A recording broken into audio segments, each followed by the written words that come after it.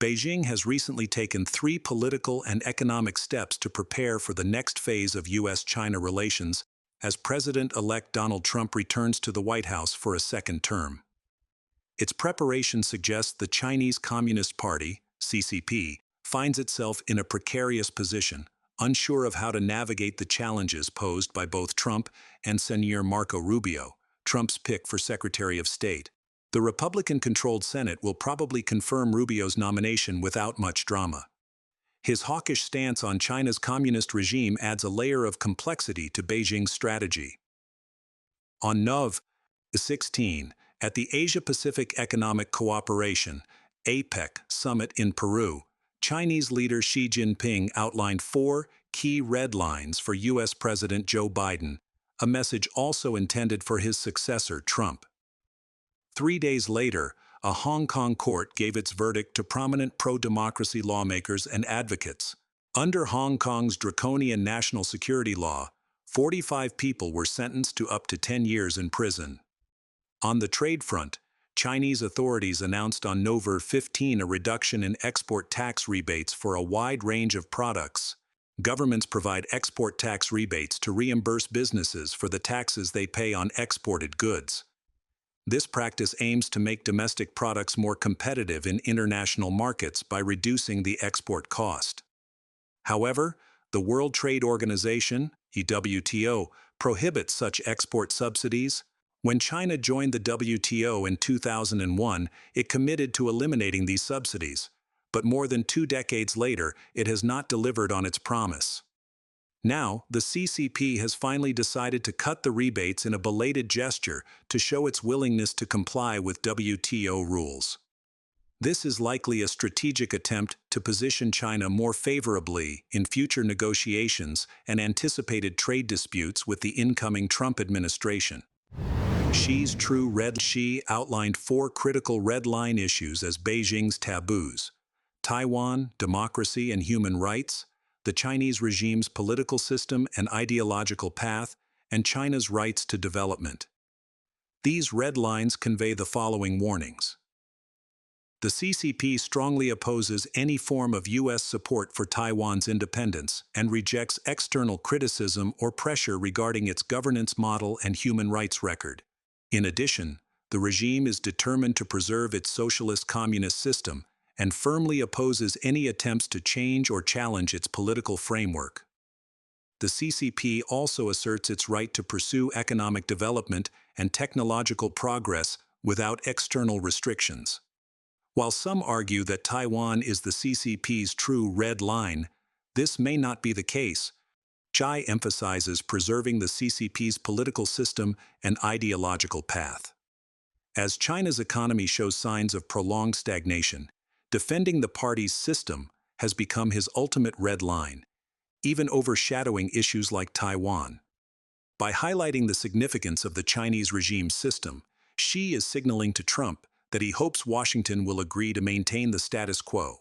More importantly, Xi is addressing his domestic audience, warning them that the CCP will not tolerate any challenge to the existing framework that sustains the CCP leadership and the socialist system in China. Xi's hardline stance contrasts sharply with Beijing's conciliatory tone and willingness to make concessions when China joined the WTO in 2001. Today, the CCP's rhetoric insists that the deterioration of U.S.-China relations is entirely the fault of the United States. However, the United States only resorted to a counteroffensive after years of broken promises and provocations by China.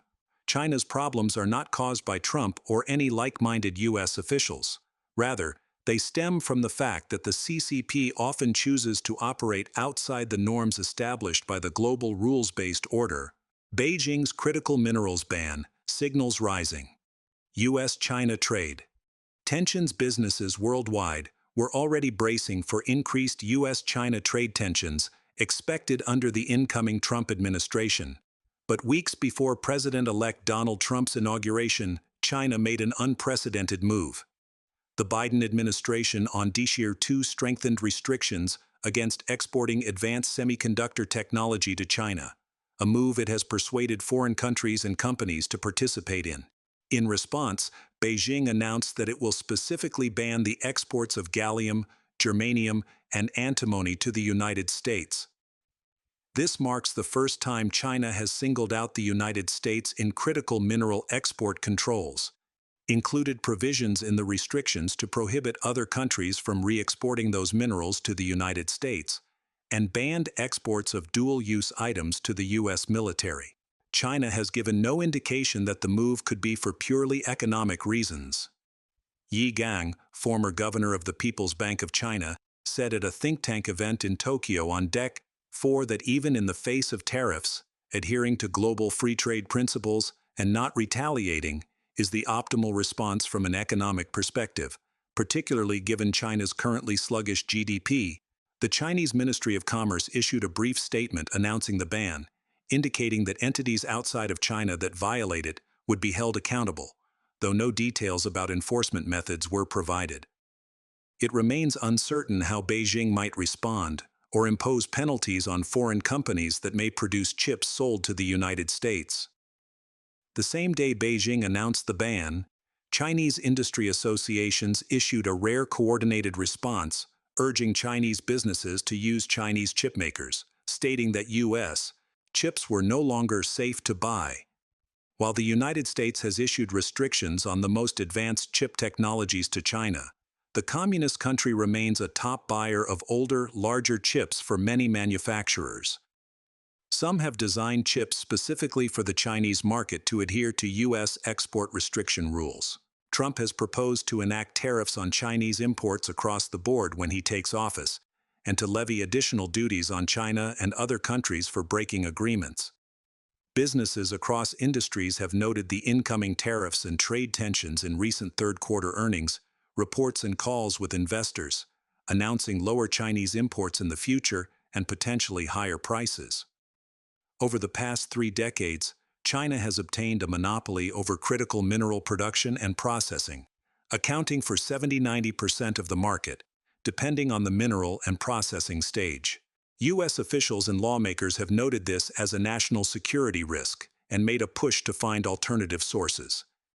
We, in particular, anticipated this step because they had already moved to restrict germanium and gallium in the past, before taking the full move this week to say no more exports to the United States. White House National Security Advisor Jake Sullivan said, at an event hosted by the Center for Strategic and International Studies in Washington on DC 4. There are other sources of germanium and gallium in the world.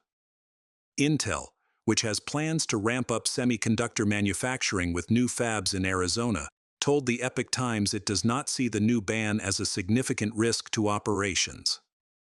Our strategy of having a diverse global supply chain minimizes our risk to local changes and interruptions, a spokesperson said.